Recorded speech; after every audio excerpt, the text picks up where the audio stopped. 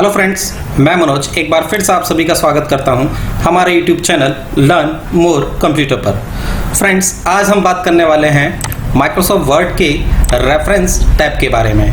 Friends, reference tabs के कुछ महत्वपूर्ण ग्रुप्स हैं जिनके बारे में आज हम डिस्कस करने वाले हैं। उससे पहले हम आपको बता दें कि माइक्रोसॉफ्ट वर्ड में जो रेफरेंस ग्रुप है उसमें सबसे पहले हम बात करेंगे टेबल ऑफ कंटेंट्स के बारे में, फुटनोट ग्रुप्स के बारे में और साइटेशंस एंड बिब्लियोग्राफी ग्रुप्स के बारे में।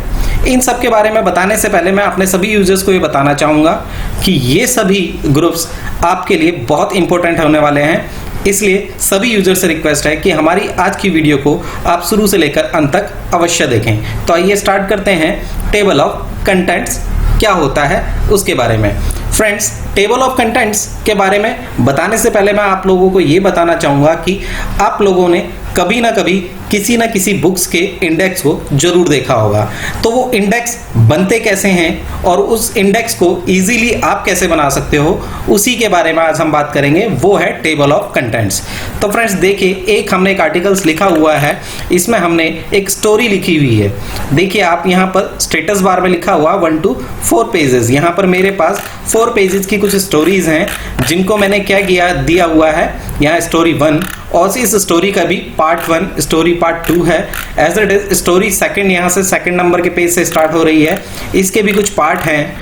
और स्टोरी थर्ड नंबर के पेज से स्टार्ट हो रहा है, ठीक है, इसके भी कुछ पार्ट्स हैं। एज इट इज आपकी स्टोरी 4th भी हो सकती है। मतलब आप अगर किसी बुक को लिख रहे हैं या टाइप कर रहे हैं या कंटेंट्स बना रहे हैं तो आपको इंडेक्स मींस या टेबल ऑफ कंटेंट्स आपके लिए बहुत यूजफुल होने वाला है। तो फ्रेंड्स, हम इनको इंडेक्स में कैसे कन्वर्ट करते हैं उसके लिए देखते हैं।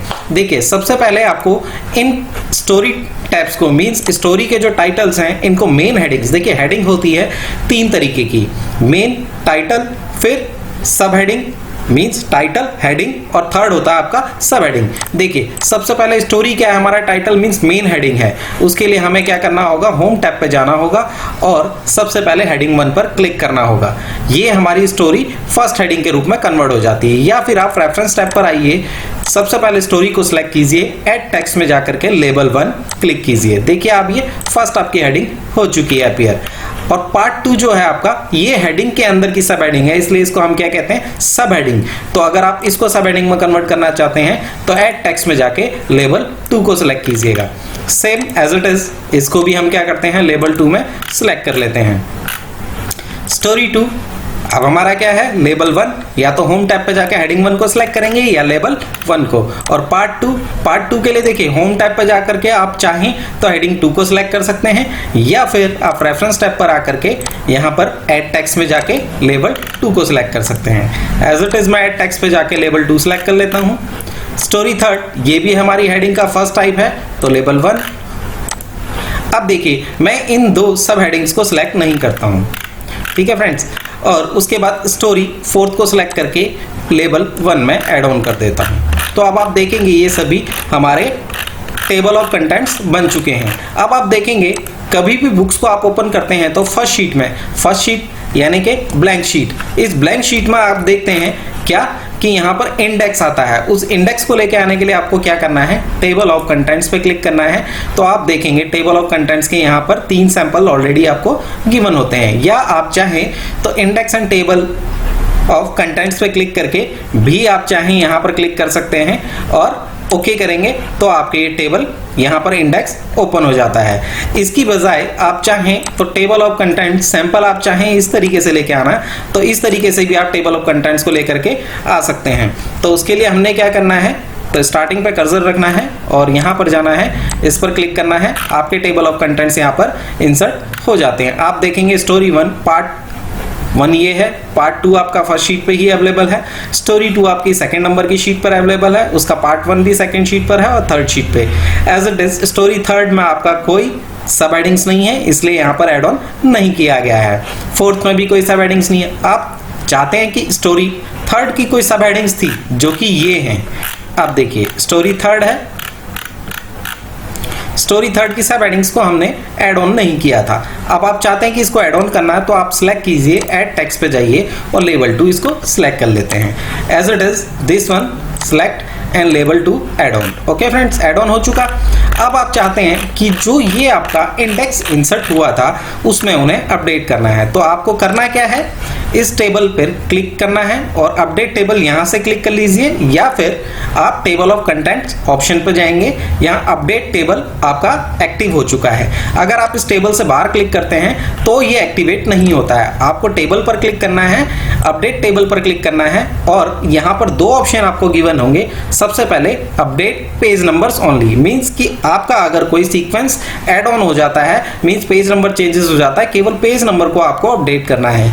या अपडेट एंटायर टेबल, पूरी टेबल में आप चेंज करना चाहते हैं जो भी अपडेशन हुई है, तो इस पर क्लिक करना है आपको, ओके करना है। तो आप देखेंगे स्टोरी थर्ड में भी वो ऐड ऑन हो चुके हैं। तो इस तरीके से आपने रेफरेंस टैब के अंदर टेबल एंड कंटेंट्स ग्रुप को सीखा, table of contents, add text and update.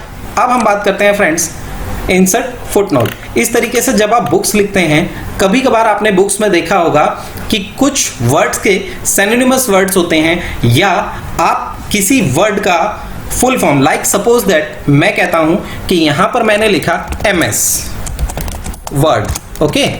अब मैं चाहता हूं कि इस MS वर्ड की फुल फॉर्म को मैं टेबल मींस इस शीट के बॉटम पर यहां पर मेंशन कर दूं। यहां पर मुझे मेंशन नहीं करना, तो आपको केवल MS को सिलेक्ट करना है और फुटनोट पे जाना है और यहां पर इसकी फुल फॉर्म को मेंशन कर देना है। जैसे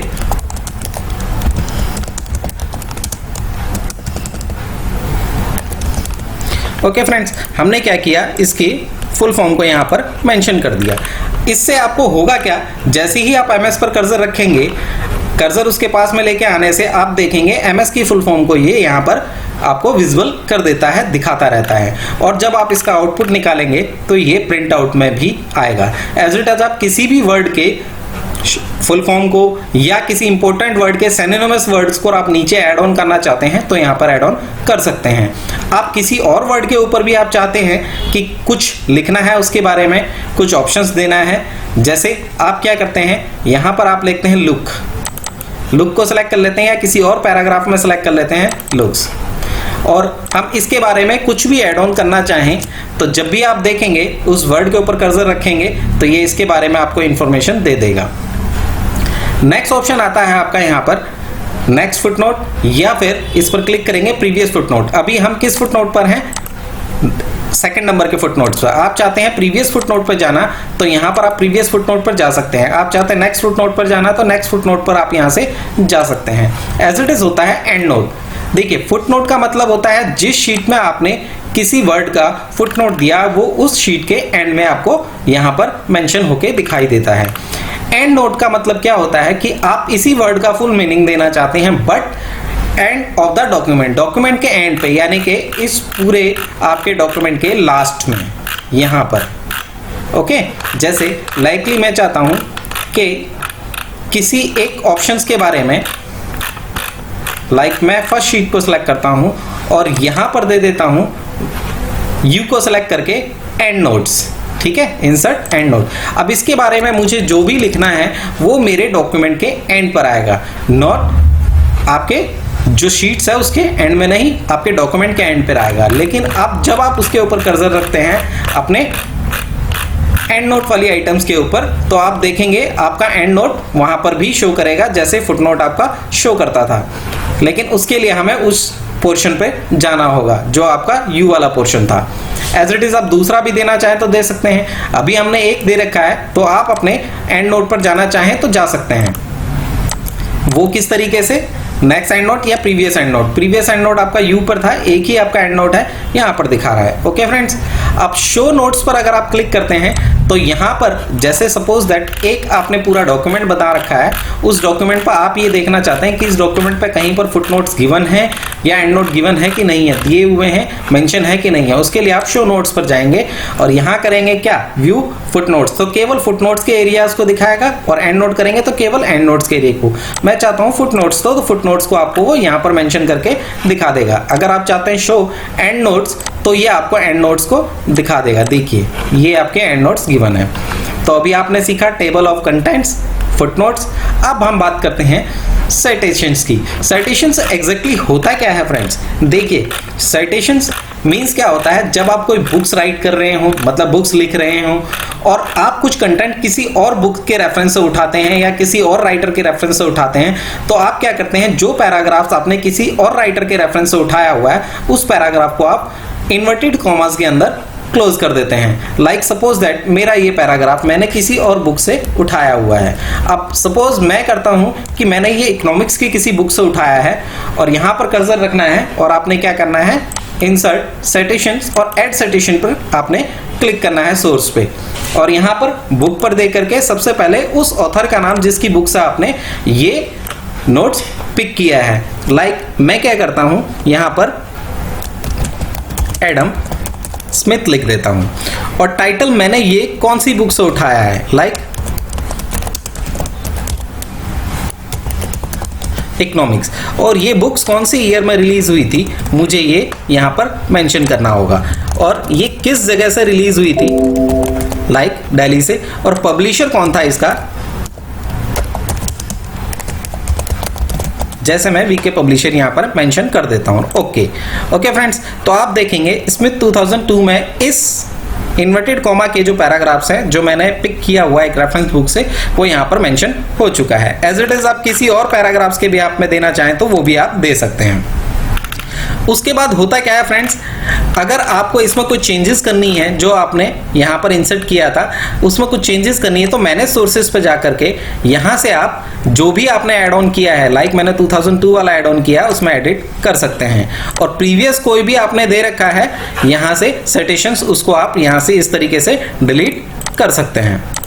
ओके, और उसके बाद होता क्या है, बिब्लियोग्राफी। बिब्लियोग्राफी होता क्या है कि एंड ऑफ द डॉक्यूमेंट आप चाहते हैं कि भी एंड में हमारा यहाँ पर जिस रेफरेंस बुक से हमने यहाँ पर कोई डेटा इंसर्ट किया था वो यहाँ पर मेंशन होके आ जाए, या फिर आप कभी भी बुक्स को उठा के देखिए उसमें उसके राइटर का नेम, उसके सबटाइटल के नेम यहाँ पर मेंशन होते हैं। तो हम क्या करते हैं, अगर फर्स्ट पेज में हमें यहाँ पर उसके ऑथर का नेम, उसका पब्लिशर का नेम चाहिए तो उसके लिए हमें बिब्लियोग्राफी पे जाना है। आप इनमें से कोई भी सैंपल्स को उठा सकते हैं, या इंसर्ट बिब्लियोग्राफी पर आप क्लिक करेंगे तो ये बताएगा एडम स्मिथ की आपकी ये बुक्स है, 2002 में लॉन्च हुई थी, माइक्रो इकोनॉमिक्स से ये लॉन्च किया गया था और दिल्ली और वीके पब्लिशर ने इसे लॉन्च किया था। इस तरीके से आप बिब्लियोग्राफी को भी इंसर्ट कर सकते हैं। अब स्टाइल एग्जैक्टली होता क्या है कि जब हमने ये सिटेशंस इंसर्ट किया, ये किस फॉर्मेट में आया, एपीए फॉर्मेट, इसके कुछ स्टाइल्स होते हैं, इन स्टैंडर्ड्स के अकॉर्डिंग इनके स्टाइल्स को आप चेंज कर सकते हैं कि किस किस तरीके से इसको शो ऑफ किया जाता है।